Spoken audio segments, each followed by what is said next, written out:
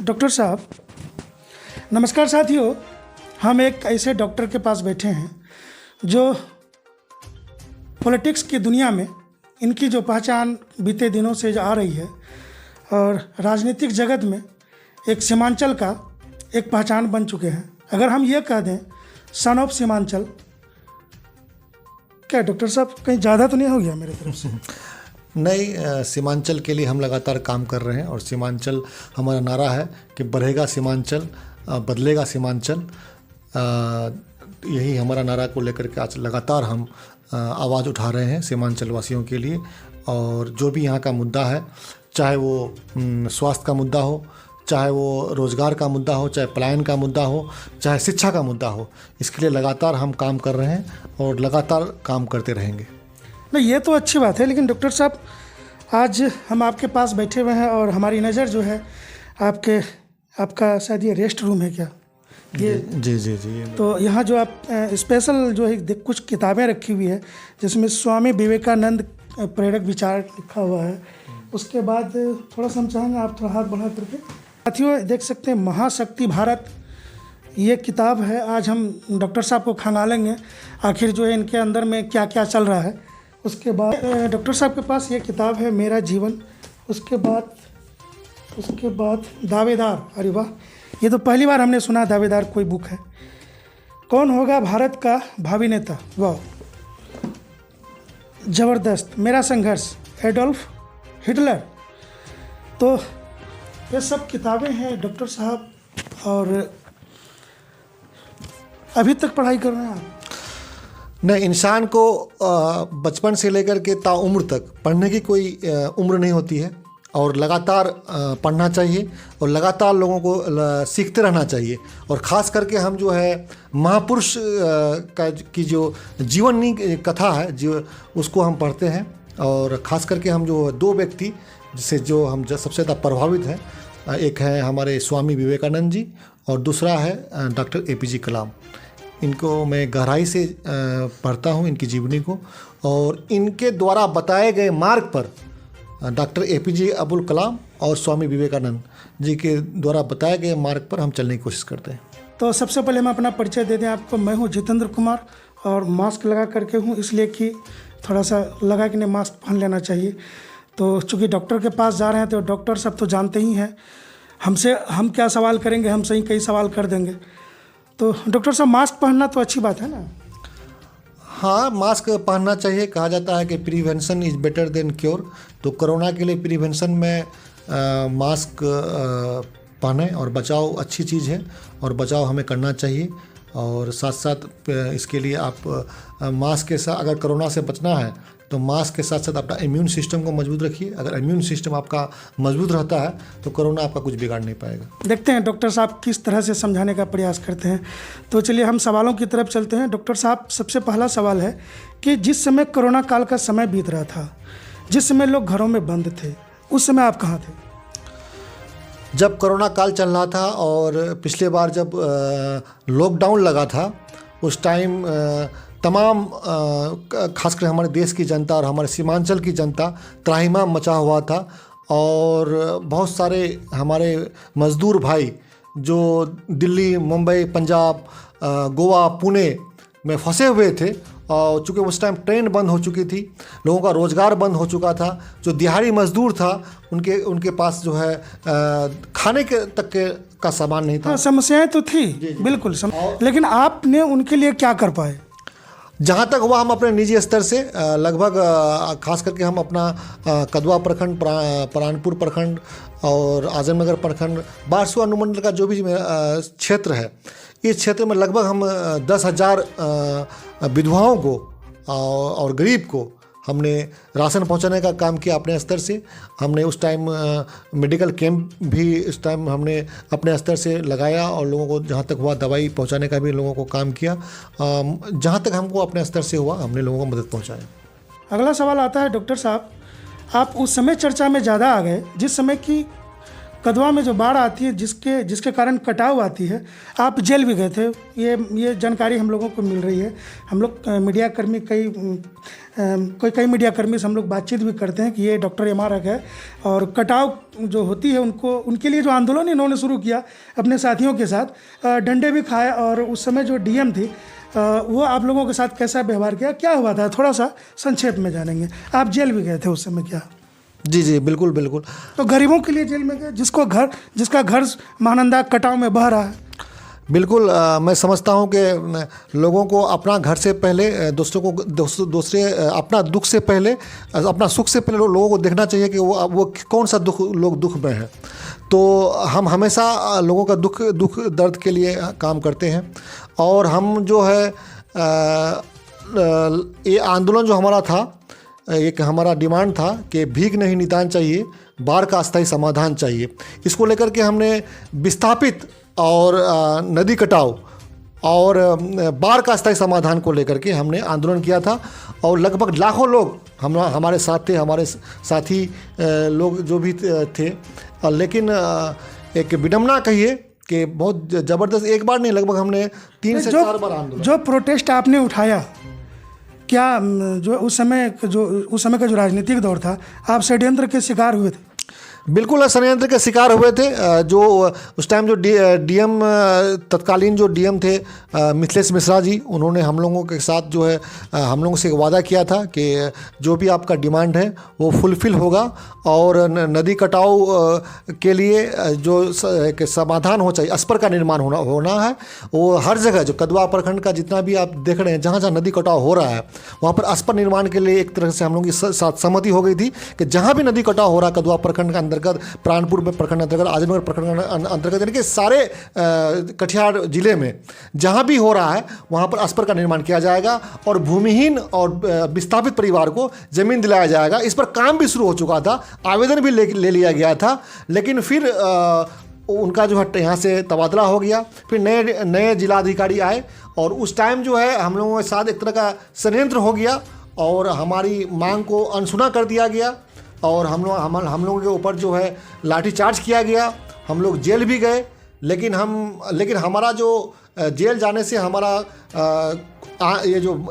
ये मांग है वो कमज़ोर नहीं हुआ, हमारा इरादा मजबूत हो गया। अस्पर का तो काम शुरू हुआ भी, अस्पर का तो काम शुरू हुआ, तो इनका श्रेय किसको जाता है? अस्पर का निर्माण कहीं कहीं से शुरू हो चुका है, लेकिन अभी पहली मांग तो आपने ही की थी। बिल्कुल कटिहार की सरजमीन पे नदी कटाव, अस्पर शब्द का जो खोज हुआ था, अस्पर, हाँ अस्पर चूंकि लोगों को ये लगता है कि अस्पर है क्या। जी। तो ये शब्द आपने खोज के निकाला था कि, तो ये कहाँ से निकला था? ये पक्का कंक्रीट का निर्माण होता है, बोल्डर पिचिंग बोलते हैं इसको, जो नदी कटाव का अस्थायी, जहाँ नदी कटता है वहाँ का अस्थायी समाधान है ये अस्पर का निर्माण। तो डॉक्टर साहब थोड़ा सा एक सवाल करेंगे, जेल में आप कितना दिन रहे? लगभग जेल में हम 8 से 10 दिन थे और वहाँ पर हम लोग रहे। जेल के अंदर में कुछ काम भी मिलता है, तो कुछ किए कि नहीं? नहीं, आप लोग में पानी पटाना, सब्जी में ऐसा है, वो तो जो सजा याफ्ता हो जाता है उनको मिलता है। लेकिन हम लोगों का था कि कोई वहाँ पे चूँकि हम खुद डॉक्टर थे, तो कभी कोई कैदी हमारे पास एडवाइस के लिए आता था तो उनको बता देते थे कि हाँ भाई ये दवाई खाइए, लीजिए। मतलब वहाँ भी डॉक्टरी कर दिए? उसमें क्या, ये समाज सेवा है तो कहीं भी जाइए, लोगों का मदद कर। न्यूज़ वगैरह पता चलता था कि नहीं, क्या छप रहा है, क्या खबर आ रही है जेल के अंदर आपको कुछ ऐसा? नहीं, वहाँ तो ऐसा कुछ पता नहीं चलता है ज़्यादा। तो डॉक्टर साहब चलिए अब सवालों में हम आगे बढ़ते हैं और हमारा सवाल कहीं लिखा हुआ है। अब सीमांचल शब्द में, अभी सीमांचल को लेकर के फेसबुक, सोशल मीडिया, इंस्टाग्राम, जहाँ भी आपको देख रहे हैं, ये काफ़ी कुछ सक्सेस किया है। अब वस्तुतः आखिर सीमांचल है क्या डॉक्टर साहब? देखिए, सीमांचल कटिहार, पूर्णिया, किशनगंज, अररिया, ये 4 जिला का एक क्षेत्र है जो नीति आयोग के रिपोर्ट के हिसाब से पूरे देश का सबसे पिछड़ा क्षेत्र है। और ये आप नहीं कह रहे हैं, ये आप नहीं कह रहे हैं, ये कौन कह रहा है? नीति आयोग। जी, बहुत अच्छी बात है, बहुत अच्छी बात है। ये और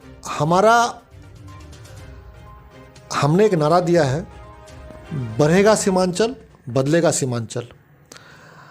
जब पढ़ेगा सीमांचल, जब सीमांचल में शिक्षा का स्तर ऊंचा होगा, जब सीमांचल एक शिक्षा का केंद्र बनेगा, यहाँ उच्च शिक्षण संस्थान खोले जाएंगे, बड़ी बड़ी यूनिवर्सिटियाँ खोली जाएंगी, तब हमारा सीमांचल का जब बच्चा शिक्षित होगा तभी हमारा सीमांचल आगे बढ़ सकता। कुछ विकास हुआ? सीमांचल का विकास की बात करना मेरे हिसाब से तब तक बेईमानी है जब तक बाढ़ का अस्थायी समाधान यहाँ नहीं हो जाता है। और मैं ये देख रहा हूँ कि आज़ादी के 70 साल के बाद जितने भी इस क्षेत्र के सांसद हो, विधायक हो, जो भी चुने गए, उनको जिम्मेदारी थी कि बाढ़ का अस्थायी समाधान के लिए वो पार्लियामेंट में जाकर के आवाज़ बुलंद करे। लेकिन वो कहते हैं ना, रहनुमाओं की अदाओं पे फिदा है दुनिया, इस बहकती हुई दुनिया को संभालो यारो। रहनुमा लोग जो हैं, जिसको हम चुनते हैं, जिनको हम जिम्मेदारी देते हैं कि वो आपका समस्याओं को लेकर के आवाज़ पार्लियामेंट में बुलंद करे, आवाज़ विधानसभा में बुलंद करे, लेकिन वो जीतने के बाद सारी समस्याओं को दरकिनार कर देते हैं। जीतने के बाद तो आप भी वही करेंगे। मैं तो जीता नहीं हूँ अभी, लेकिन मैं लड़ रहा हूँ। मैं आज 10 साल से लगातार कटिहार की सरजमी पे, जितेंद्र जी, मैं एक इकलौता नेता हूँ जो कटिहार की सरजमी पे सबसे पहला हमने नारा दिया था कि भीख नहीं, निदान चाहिए, बाढ़ का अस्थायी समाधान चाहिए। और इसको लेकर के हमने सबसे बड़ा आंदोलन खड़ा किया था। हमारे साथ लाखों की संख्या में हमारे साथ जनता थी। मुद्दे की बात करते हैं डॉक्टर साहब। सीमांचल का तो विकास होते होते रह गया, और सीमांचल की जो पृष्ठभूमि है और यहाँ के जो लोग हैं, यहाँ के जो युवा हैं, यहाँ के जो मजदूर हैं, अक्सर बाहर जाते हैं काम करने के लिए। इस पे आपका क्या कहना? देखिए, सीमांचल में पलायन का मुद्दा जो है सबसे बड़ा मुद्दा है। आखिर सीमांचल में जब तक रोजगार का संसाधन नहीं होगा, झेलेंगे पलायन का। तो पढ़ लिख कर बाहर जाते हैं कमाने के लिए, वहाँ जो है कि मज़दूरों की दशा जो आप जान ही रहे हैं। हाल फिलहाल में हमारे इलाके में करीब प्रत्येक वर्ष लगभग दर्जनों व्यक्ति मारे जाते हैं और उनकी बॉडी आती है यहाँ पर। देखिए, पलायन यहाँ का सबसे बड़ा मुद्दा है, और पलायन को लोग जो है हर साल बड़ी संख्या में यहाँ का मजदूर जो है पलायन करते हैं।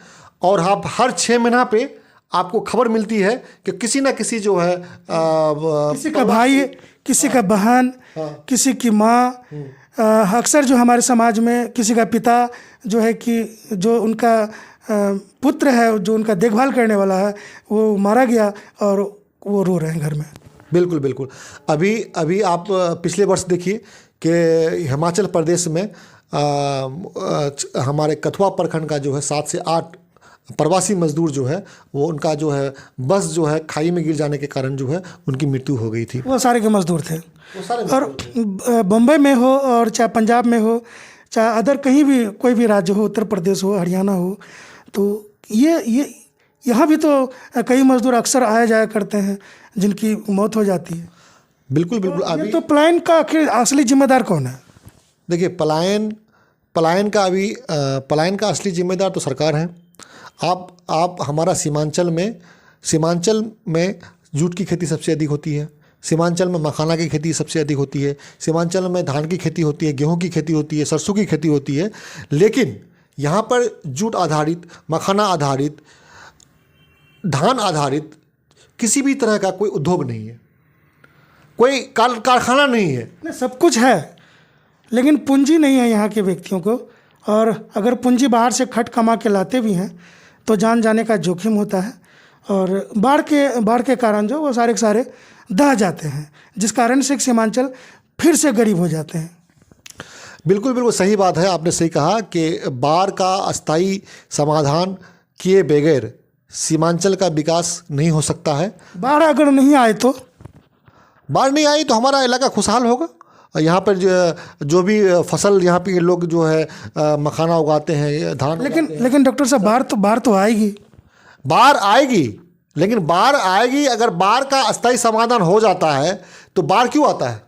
यही कारण है ना कि बाढ़ सरकार कहती है कि बाढ़ एक प्राकृतिक आपदा है, और ये कह करके जो है सरकार अपना पल्ला झाड़ लेती है। लेकिन मेरा मानना है कि बाढ़ एक मानव निर्मित आपदा है। बेरोजगारी के भट्ठी में युवा जल रहे हैं, बेरोजगारी के भट्ठी में युवा जल रहे हैं, पानी डालने वाला कोई नहीं है। इस पर आप क्या कहेंगे? देखिए, आज देश में एक ज्वलंत मुद्दा जो है बेरोजगारी को लेकर के है।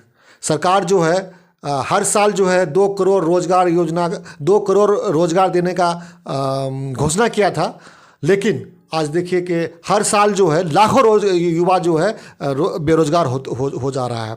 अभी आपने देखा कि आरआरबी और एनटीपीसी की जो बहाली थी उसमें जो गड़बड़ी हुआ, और बच्चे जब अधिकार के लिए रोड पे उतरे, जब सड़क पर उतरे, उनको अधिकार नहीं मिला, लेकिन उनके ऊपर लाठियां बरसाई गई, उनका जो खून बहाया गया। तो आखिर जब आप रोजगार मांगेंगे तो आपको लाठी मिलेगी। सरकार का ये नीति बन गई है। तो रोजगार एक बहुत बड़ा समस्या है। यहाँ का दिनों दिन जो है यह एक नासूर की तरफ बनते जा रहा है। हम समझते हैं कि इसको ख़त्म करने की ज़रूरत है। एक गंभीर प्लान के तहत एक गंभीर योजना तैयार करके जो है बेरोजगारी को हटाने के लिए सरकार को इस ओर कदम बढ़ानी चाहिए। सीमांचल को आगे बढ़ाने का कोई प्लान है आपका? बिल्कुल, मेरा नारा ही यही है, बढ़ेगा सीमांचल, बदलेगा सीमांचल, जब पढ़ेगा सीमांचल। तो यहाँ पे सबसे पहला जो है आपका शिक्षण संस्थान, उच्च स्तरीय शिक्षण संस्थान खुलना चाहिए। अभी आप हाल में देखे हैं कि एक एएमयू का कैंपस जो है किशनगंज में खोला गया है, लेकिन एक बड़ी विडंबना देखिए कि वहाँ पर कैंपस के नाम पे सिर्फ और सिर्फ जो है एक दीवार खड़ा किया गया है, कोई भी इंफ्रास्ट्रक्चर नहीं डेवलप किया गया है, जिसके कारण जो है वहाँ का ये बच्चों को जो है वहाँ शिक्षा का लाभ वहाँ से नहीं मिल रहा है। तो हम एक मांग करते हैं सरकार से, आपके चैनल के माध्यम से, कि एएमयू को वहाँ फंड रिलीज करे ताकि वहाँ का इंफ्रास्ट्रक्चर डेवलप हो। साथ साथ जो है यहाँ पे जो है all India institute of medical science AIIMS Seemanchal का गठन हो, ताकि हमारा यहाँ पर जो भी जो स्वास्थ्य के मामला को लेकर के है, आपको जो है जब देखते होंगे कि यहाँ पर कोई भी गंभीर बीमारी का जब लोग शिकार हो जाते हैं, वो या तो फिर बड़ा दूर जाके सिलीगुड़ी या बंगाल या जाते हैं दिल्ली। लेकिन यहाँ अगर एक सीमांचल एम्स का स्थापना हो जाता है तो लोगों को बाहर इलाज नहीं करना पड़ेगा, लोगों को यहाँ पर सीमांचल में सुविधा मिल जाएगी।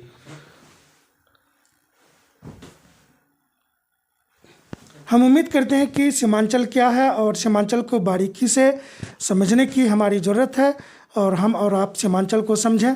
हमारा जो इलाका है वो सीमांचल है। यहाँ का जो बोली है, भाषा है, यहाँ के जो लोग हैं, यहाँ का जो खान पान है, सारा कुछ सीमांचल का जो है पूरे हर एक इलाके से बिल्कुल अलग है। और यहाँ के लोग काफ़ी सीधे साधे हैं, और इनका जो कहीं ना कहीं कोई न कोई इनका जो है सीधे साधे होने के कारण कहीं न कहीं कोई ज़रूरत से ज़्यादा इनका लाभ ले पाते हैं, इनका शोषण कर लेते हैं, जिस कारण शोषण का शिकार होने के कारण आगे नहीं बढ़ पाते हैं। तो डॉक्टर साहब का कहना है कि हमने एक मूवी देखी थी सन ऑफ सरदार, लेकिन अब जो है डॉक्टर साहब को हम ये कहेंगे कि सन ऑफ सीमांचल। तो डॉक्टर साहब, सन ऑफ सीमांचल, एक सीमांचल के लिए आप इतना शब्द बोले तो हमें लगा कि नहीं, आपको सन ऑफ सीमांचल अगर हम कहें तो शायद ये कम नहीं होगा। बहुत बहुत शुक्रिया। देखिए, हम सीमांचल की धरती पे पैदा हुए। चूँकि सीमांचल का विकास के विषय में अगर जो सोचेगा वही सीमांचल का बेटा होगा, यानी कि सन ऑफ सीमांचल। बिल्कुल बिल्कुल, मैंने नारा ही दे रखा है कि बढ़ेगा सीमांचल, बदलेगा हमारा सीमांचल। और सीमांचल का विकास के लिए, यहाँ का रोजगार के लिए, यहाँ पर अच्छी शिक्षा हो, यहाँ पे अच्छी स्वास्थ्य की व्यवस्था हो, यहाँ प्लान रुके, इसके लिए लगातार हम काम कर रहे हैं। और एक बात और हम आपके चैनल के माध्यम से कहना चाहते हैं कि अभी जो है हाल में एक घटना घटी है जो हाँ मतलब कि पुणे में एक निर्माणाधीन जो मॉल है उसका जो छत का स्लैब गिर गया और 6 से 7 मजदूर जो है हमारे दब के मर गए। और बिहार सरकार ने इनको जो है 2-2 लाख रुपया का जो है घोषणा किया है मुआवजा का, जो नाकाफ़ी है। और हम बिहार आपके चैनल के माध्यम से बिहार सरकार से अपील करना चाहते हैं कि आप कम से कम जो है 10-10 लाख रुपया का घोषणा करें इसके लिए। और साथ ही साथ आप जो है महाराष्ट्र सरकार से आग्रह करें कि महाराष्ट्र सरकार भी इनको जो है 10-10 लाख रुपया का मुआवजा दे। और इसके साथ ही हम सीमांचल के सभी सांसदगण से ये अपील करना चाहते हैं कि कटिहार, पूर्णिया, किशनगंज, अररिया के जो भी सांसद महोदय हैं, इस चैनल के माध्यम से हम अपील करना चाहते हैं कि आप जो है इस बात की पुरजोर वकालत सदन में करें, पार्लियामेंट में करें कि प्रवासी मजदूर के लिए एक केंद्र स्तर पे प्रवासी मजदूर के लिए एक जो है केंद्रीय कानून बने कि ताकि यहाँ के जो उनका जो जान व माल का सुरक्षा सुनिश्चित हो सके। बिल्कुल, प्रवासी मजदूर जो है कि काफ़ी टूटे हुए होते हैं और बाहर जाते हैं, जान गंवा बैठते हैं, जिस कारण से उनका परिवार दर्द के समुद्र में समा जाता है। वहाँ से उनकी जो है आगे बढ़ने का कोई गुंजाइश नहीं होता है। तो तमाम समस्याओं के साथ बने रहिए हमारे साथ। इस तरह और किसी शख्स के साथ हम मुलाकात कराएंगे।